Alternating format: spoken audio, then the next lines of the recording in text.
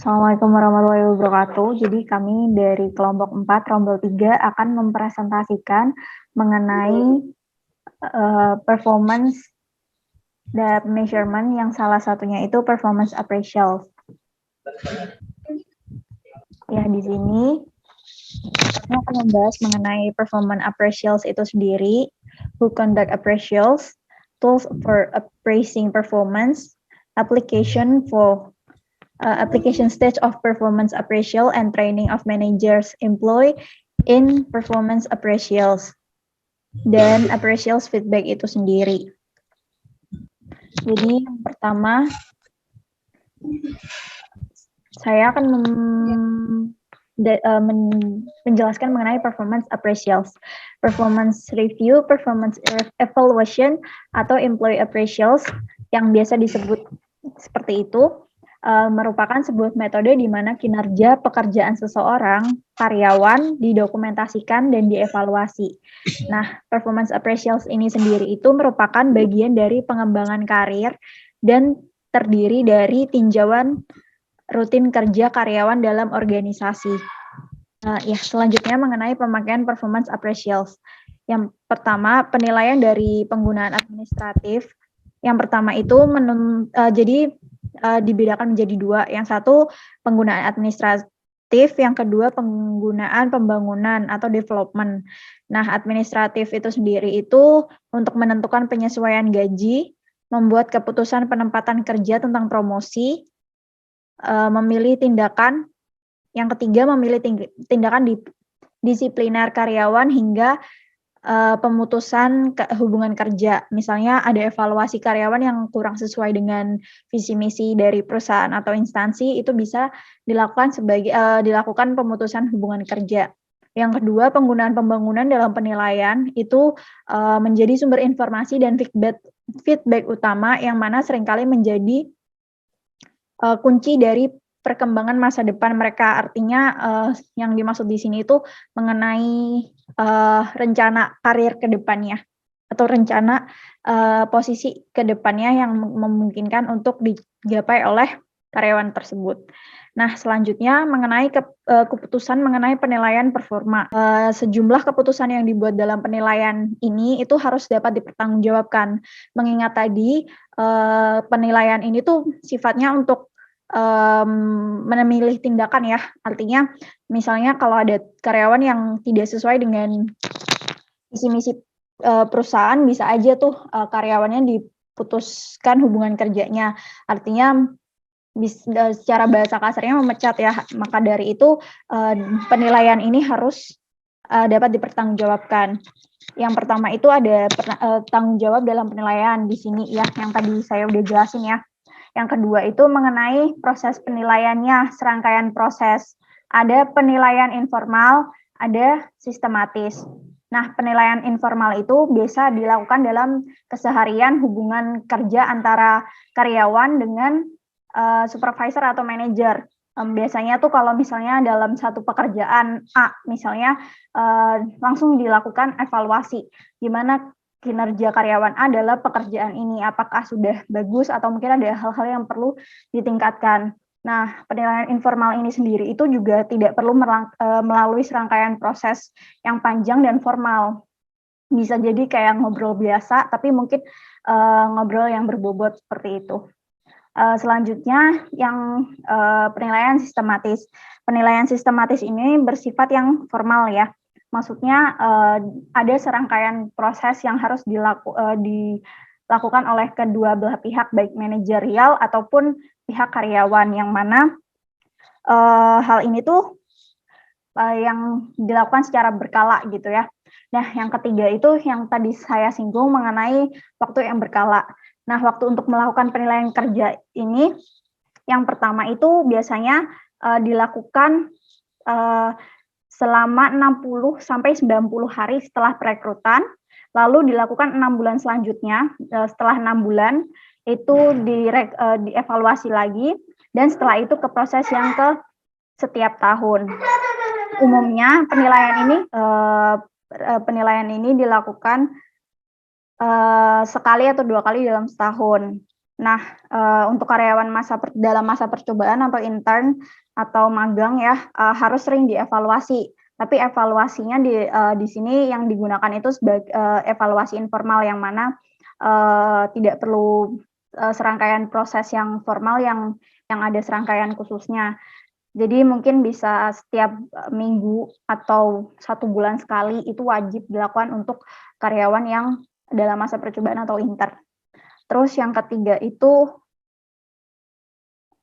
untuk memisahkan penggunaan administratif dan development, itu yang pertama kita bisa tinjauan kinerja dan diskusi biasa, tapi juga harus berproses.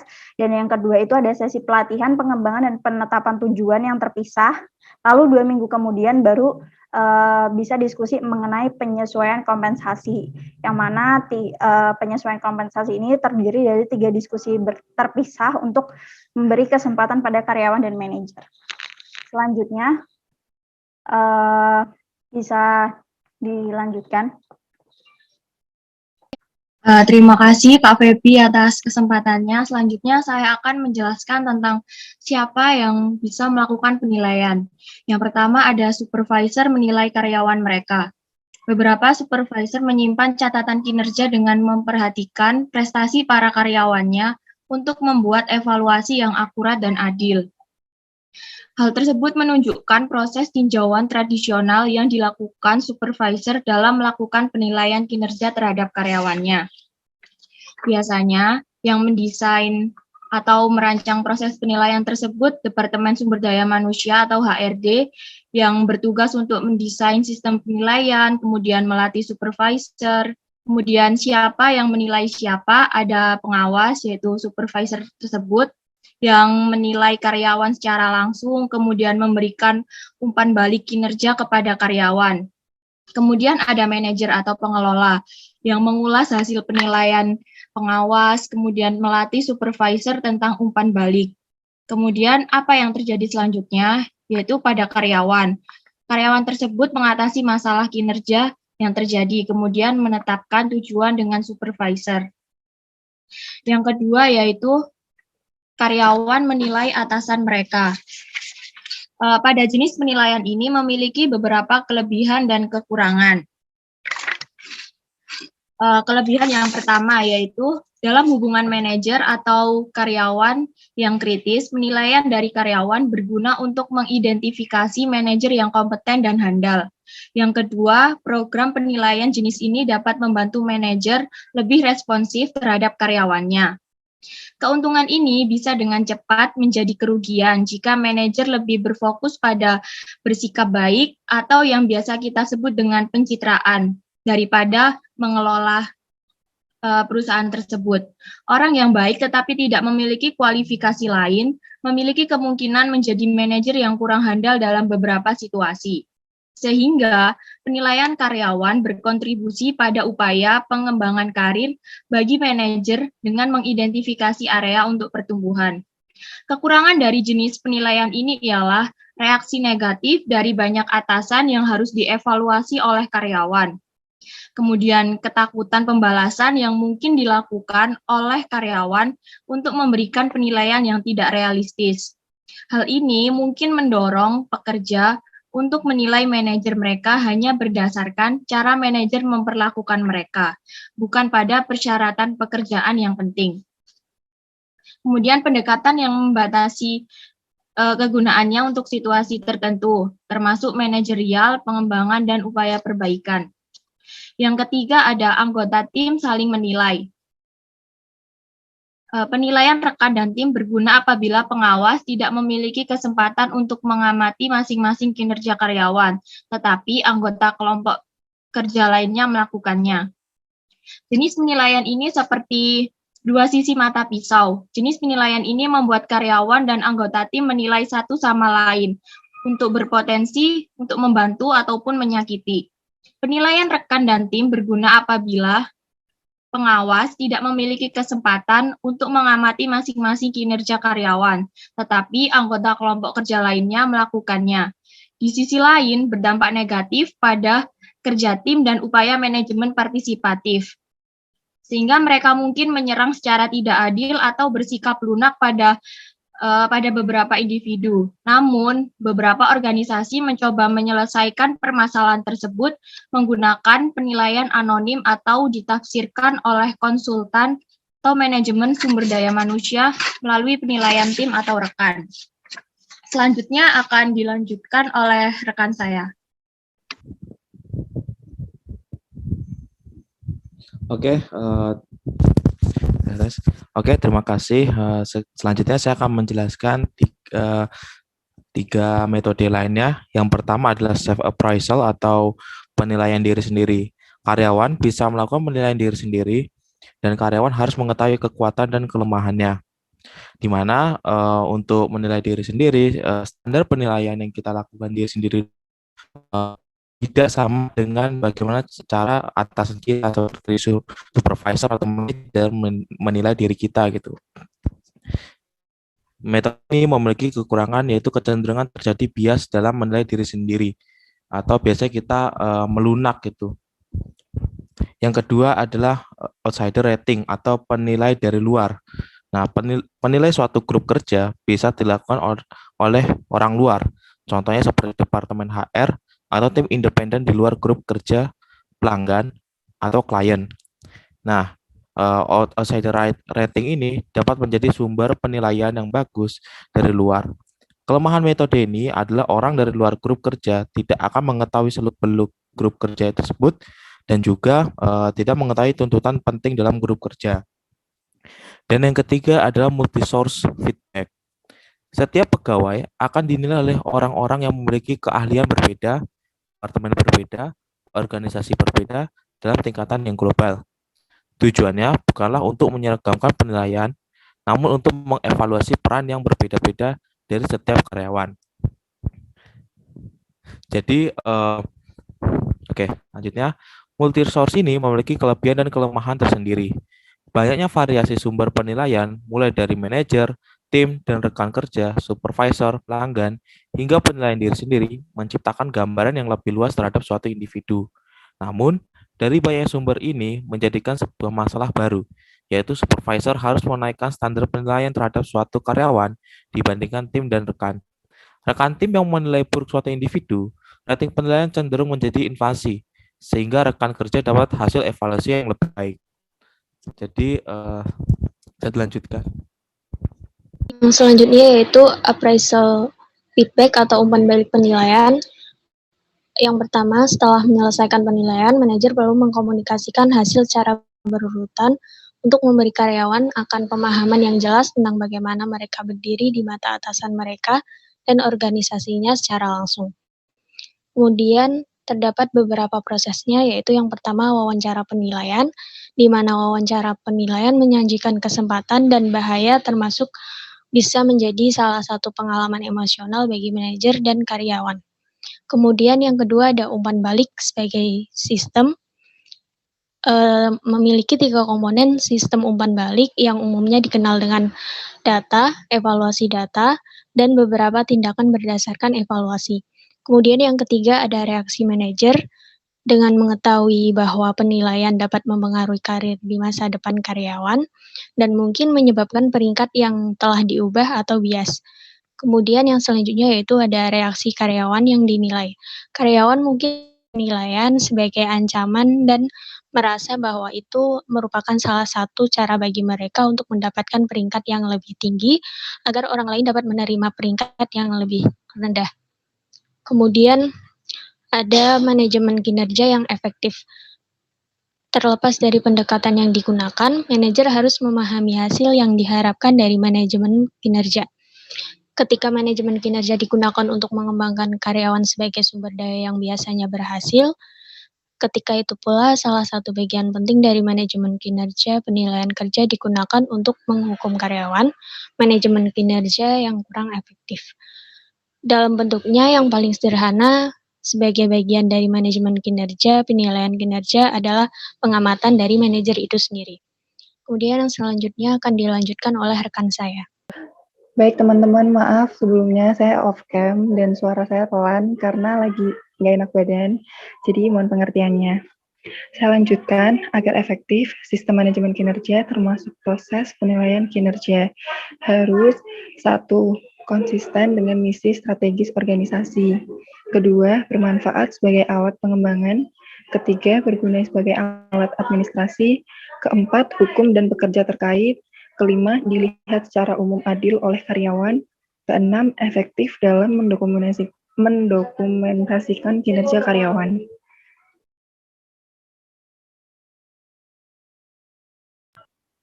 Lalu selanjutnya ada tool for appraising performance. Yang pertama itu ada metode penilaian yang berorientasi pada masa lalu. Lalu apa sih kelebihan dari metode ini?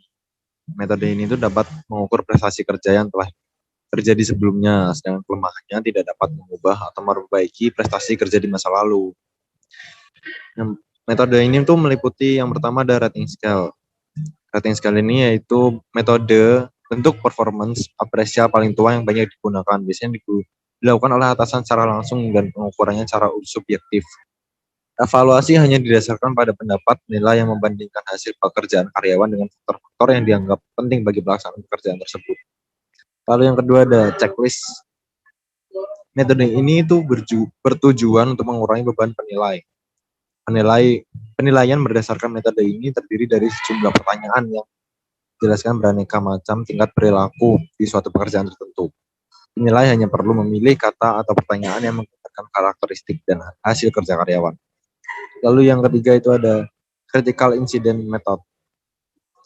Metode ini merupakan penilaian yang didasarkan pada catatan-catatan penilai yang menggambarkan perilaku karyawan sangat baik atau sangat buruk dalam kaitannya dengan pelaksanaan kerja.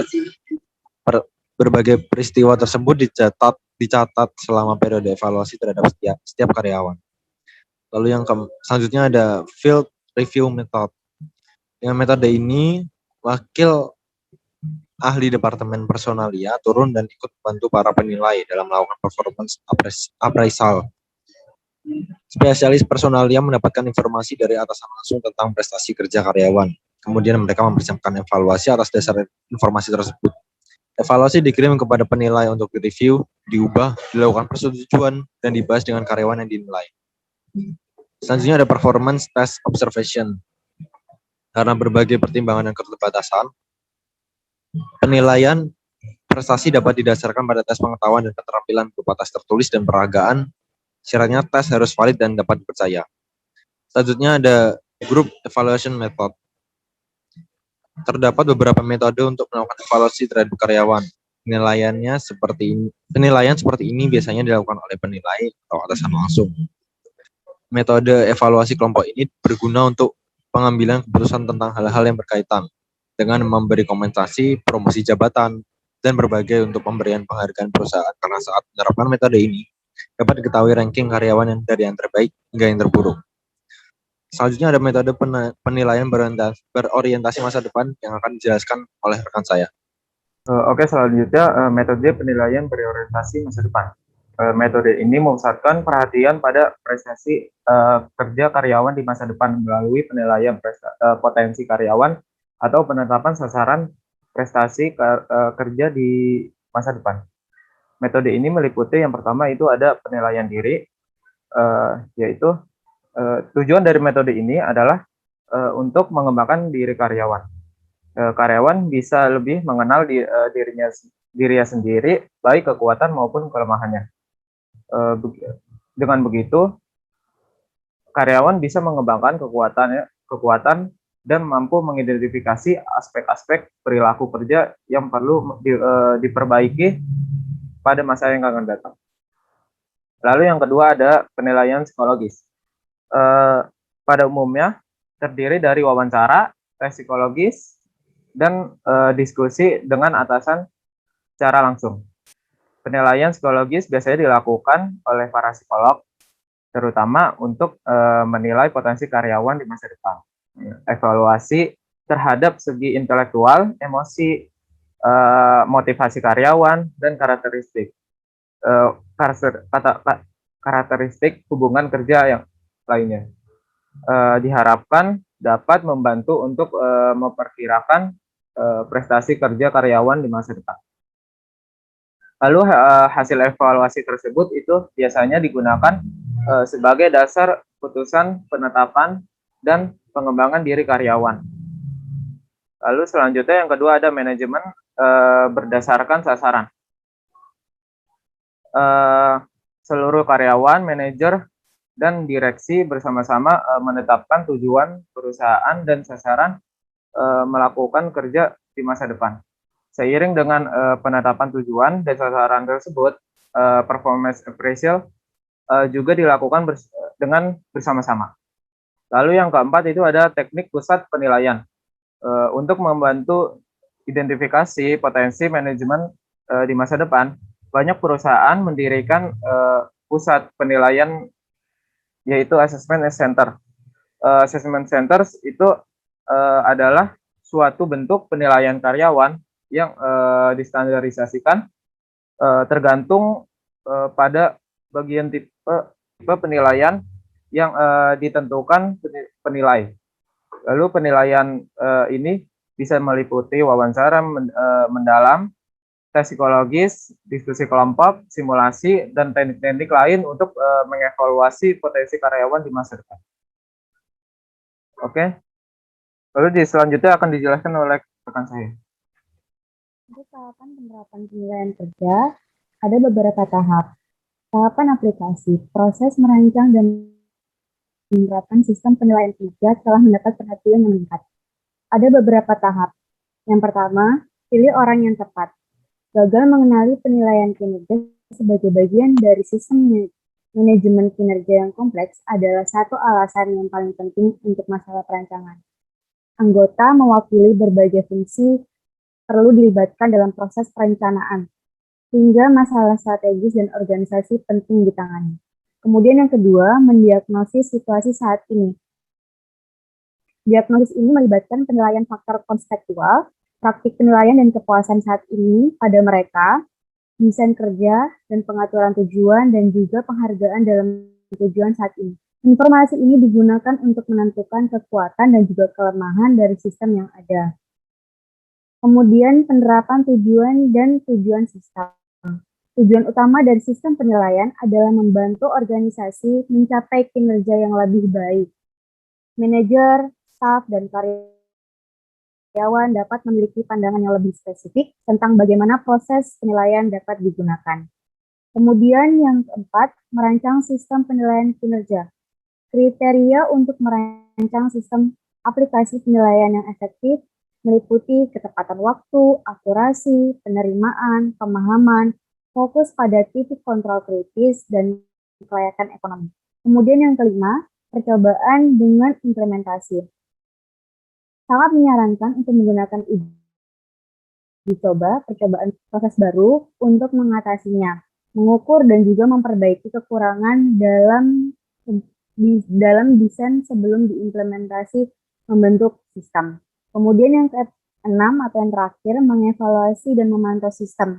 Meskipun langkah eksperimen mungkin telah menemukan banyak kekurangan desain awal, evaluasi sistem yang terus berlanjut setelah diimplementasikan itu penting. Kepuasan pengguna dari staf sumber daya manusia, manajer, dan sudut pandang karyawan adalah input yang penting. Selanjutnya, pelatihan manajer dan karyawan dalam penilaian kinerja. Bagi karyawan, pelatihan penilaian kerja berfokus pada tujuan penilaian. Mereka sangat membutuhkan ini karena mungkin dari mereka itu baru-baru ini dipromosikan ke pekerjaan dalam melakukan penilaian kinerja.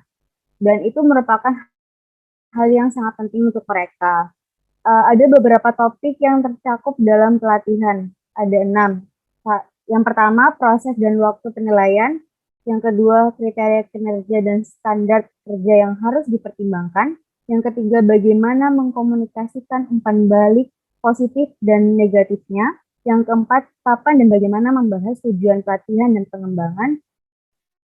5, melaksanakan dan membahas tinjauan kompensasi. Yang keenam, bagaimana cara menghindari kesalahan yang umum terjadi. Next. Selanjutnya adalah kesalahan penilaian.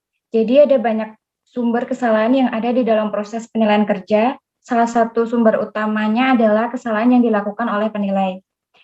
Yang pertama ada variasi standar. Jadi saat menilai karyawan, manajer harus menghindari penerapan standar dan harapan yang berbeda untuk karyawan yang melakukan pekerjaan yang sama.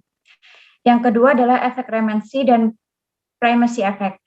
Resensi terjadi saat penilaian memberi bobot lebih besar pada kejadian terkini saat menilai kinerja individu. Sebaliknya adalah efek resilah yang terjadi saat penilai memberi bobot lebih besar terhadap informasi yang diterima. Yang selanjutnya ada kecenderungan sentral, keterlemahan, dan kesalahan keketatan. Seorang manajer dapat mengembangkan pola rating yang sama.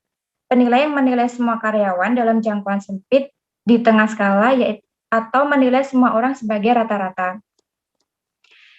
Yang selanjutnya adalah bias penilai. Terjadi saat nilai atau prasangka rater mendistorsi rating. Bias semacam itu mungkin tidak sadar atau sangat disengaja. Selanjutnya ada halo effect dan horn effect. Halo effect terjadi saat penilaian memberi skor karyawan tinggi di semua kriteria kerja karena kinerja di suatu daerah. Sebaliknya horn effect yang terjadi bila rating rendah pada suatu karakteristik menyebabkan rating rendah secara keseluruhan. Selanjutnya ada rating kesalahan kontras, di mana penilaian harus dilakukan dengan menggunakan standar yang telah ditetapkan. Selanjutnya ada kesalahan mirip ke aku atau kesalahan dari saya. Kadang-kadang penilai dipengaruhi oleh apa yang ditampilkan orang. Orang menunjukkan karakteristik yang sama dengan atau berbeda dari mereka sendiri. Selanjutnya ada kesalahan pengambilan sampel. Jika penilaian hanya dilihat melalui sampel kecil dari pekerjaan orang tersebut, sebuah penilaian mungkin tergantung pada kesalahan sampling. Baik, mungkin cukup segitu dari presentasi kelompok 4 dari Rombel 3 mengenai performance appraisal. Jika ada kesalahan mohon dimaafkan. Wassalamualaikum warahmatullahi wabarakatuh. Udah guys, makasih ya udah sempetin waktunya. Itu recordnya nggak dimatiin, saya? Iya, ya Allah, bego. Mana record? Gue mau nanya nih, ini jadinya nih yang ngedit siapa? Aku nggak apa-apa. Enggak, kalau nggak apa-apa